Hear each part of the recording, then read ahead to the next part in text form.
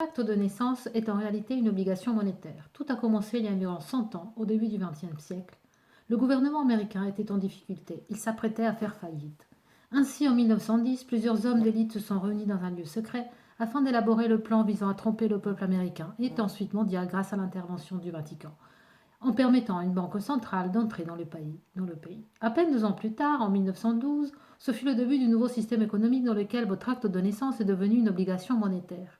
Dans le système actuel, nous, en tant qu'individus, ne sommes pas détenteurs de nos propres actes de naissance. Nous ne sommes utilisés que comme la force qui donne vie à notre système financier actuel. Une fois le certificat de naissance demandé et délivré, personne ne le reverra plus jamais. Nous ne sommes autorisés à obtenir que des copies certifiées conformes de l'acte. De cette façon, nous ne pourrons jamais en être le titulaire. Ensuite, notre certificat de naissance originel est prélevé et des effets de commerce en sont émis. Et ces instruments sont négociés en bourse. Ainsi, votre acte de naissance est une obligation monétaire. Le Vatican possède tout. Le 18 novembre 1302, le pape Boniface VIII a publié la bulle pontificale intitulée Unum Sanctum. Elle se termine par la déclaration suivante. En outre, nous déclarons, nous proclamons, nous définissons qu'il est absolument nécessaire pour le salut que toute créature humaine soit soumise au pontife romain.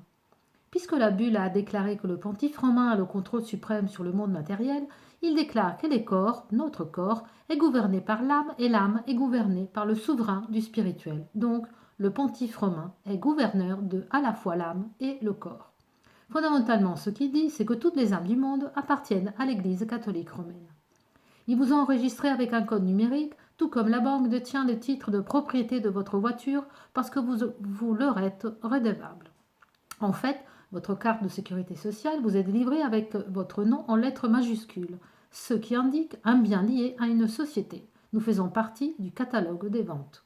En raison d'un décret écrit par le pape Nicolas V en 1455, l'Église catholique romane possède tout, même ce que vous pensez pouvoir posséder, comme votre voiture, votre maison ou même la paire de chaussures que vous portez, appartient à l'Église catholique romaine. Ça, c'est dans leur esprit tordu. C'est de là que vient l'idée que nous avons tous un compte de caution d'acte de naissance ou une succession liée à notre acte de naissance. Nos certificats de naissance sont utilisés par les nations pour évaluer leur pouvoir d'achat et leurs transactions commerciales. Le Vatican gouvernant les banques mondiales, on acquiert alors le statut de corporation, d'où le mot corps ou corps mort. L'État contracte donc un prêt contre nous, il nous donne une valeur calculée sur la base de nos données familiales et il réclame son remboursement par le retour des impôts. Étant maintenant parmi les morts vivants, vous avez un permis de conduire en toutes majuscules, un passeport, une carte de crédit, une carte bancaire et ainsi de suite. Sur une pierre tombale, vous verrez le nom de vos proches ciselé en toutes majuscules. Ils sont morts et vous êtes donc considérés d'eux-mêmes toute votre vie. Quant à l'Église, lorsque vous êtes baptisé ou confirmé et que vous recevez un certificat de baptême, eh bien l'Église investit votre âme en garantie comme elle le fait depuis des années. La même histoire est racontée dans Le Magicien d'Oz. L'huissier va voler la ferme.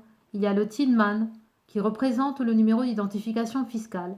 Vous avez l'homme de paille qui représente la personne artificielle en lettres majuscules qui cherche à vivre.